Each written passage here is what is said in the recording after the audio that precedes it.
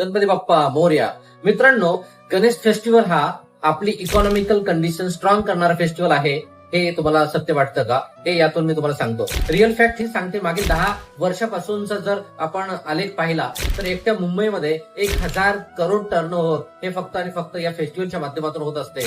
आणि इतकंच नव्हे तर संपूर्ण देशभराचं इकॉनॉमिकल कंडिशन पाहता या फेस्टिवलमुळे त्याची ग्रोथ वाढत जाते. फक्त आणि फक्त तुम्ही फुलांपासून फळांपासून ते स्वीट्स पर्यंत बघायला गेलं तर करोडो रुपयाची उलाढाल होते. आणि मूर्ती बनवणाऱ्या कामगारांचं म्हणजे कोकणामधून 300 करोडची उलाढाल त्या मूर्तींपासून होत असते. तुम्ही त्या अलंकारांपासून ते टेक्सटाईल पर्यंत जर विचार करायला गेला तर मोठी फेस्टिवल मध्ये मोठी एक आर्थिक उपलब्धता यातून होत असते. आणि यामध्ये कामगारांना जे काम मिळते ते इतर कुठल्याही फेस्टिवलमध्ये इतकं मिळत नाही. 10 दिवस सगळे कामगार याच्यामध्ये व्यस्त असतात आणि लाखो कोटी रुपयाची टर्नओव्हर या फेस्टिवलच्या माध्यमातून होते. म्हणून मित्रांनो, इकॉनॉमिकल कंडिशन स्ट्रॉंग करणारा फेस्टिवल म्हणून गणेश फेस्टिवल